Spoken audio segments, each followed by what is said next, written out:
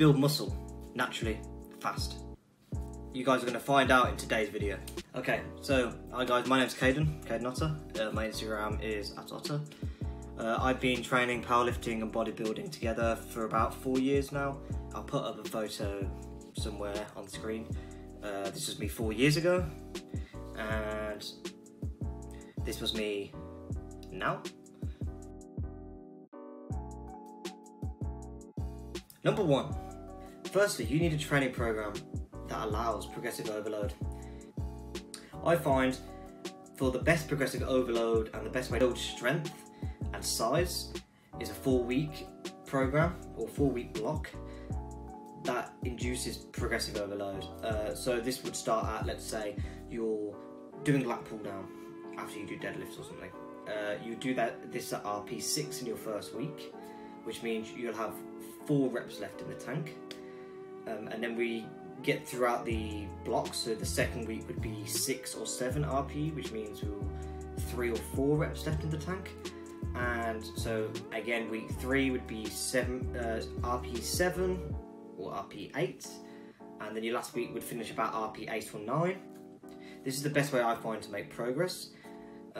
So when you get towards the end of the block, you will take a deload, which allows your body to release the fatigue and be able to recover for the next block. So when we come back to the next block, will be another 4 weeks. Taking your deload for RP6, where you leave 4 reps left in the tank. This is where your week 2, you're going to feel fresh. You're also going to get comfortable with the weight. So you're going to be decently heavier than your last block, which means we're going to increase your strength and size. Tip 2, another way to build muscle fast is your diet. Each individual is different. This can be height, weight, gender.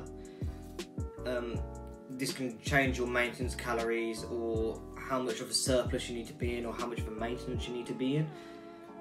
If you want to build muscle the fastest, we need to consume nutrients to repair the muscle we have been breaking down in our heavy training. So this means that we need a high protein diet, a high carb diet. In my training experience, I would say stay in a bulk until you really need to cut or you want to cut. Like realistically, if you're bulking for a year and you're cutting down in the first year, how much progress are you going to make, and how much progress you are losing out on if you're cutting because you're not giving your body the nutrients it needs? Just take this into consideration. So from my personal experience, I was bulking up from 62 kilo to 70 kilo, and my macros were, from a nutritionist, was 200 grams of protein and 500 grams of carbs. Fat was around 80 grams. This took about 8 weeks to build 8 kilo of muscle. Well, not all muscle, there's a little bit of extra fat, but I built muscle a lot faster on this bulk of a high carb, high protein diet than I did in the first 2 years of training. Not completely in those 8 weeks, but I've been doing this bulk now for about half a year, and muscle difference is crazy. So guys, please don't forget your diet. Tip 3 is sleep. This can vary also on the individual of how much sleep you need, but to recover from your training, which is, damaging your muscles and repairing them, you need to sleep a minimum of 6 hours, and ideally around 8 or 9 to build muscle, as muscle builds the fastest whilst you're asleep. With these 3 tips, you guys will build muscle way faster.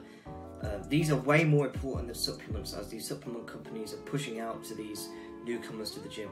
Trust me, if you get your protein in through your meats and your bagels, etc, etc, you will be spending a lot less money, for example.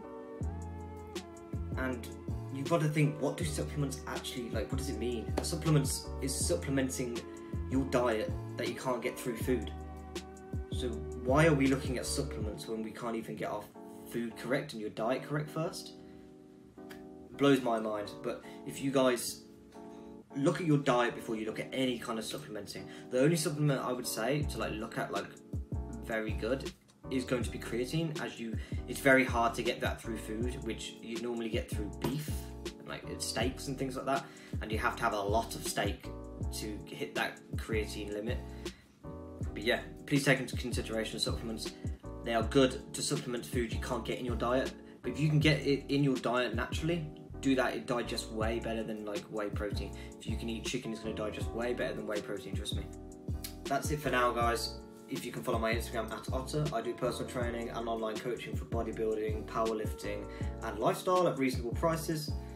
And if you guys can hit the sub at the bottom and give this video a like, it's very much appreciated. And I'll bring some more tip videos out in the future. And have a good day, guys. Remember, consistency is key.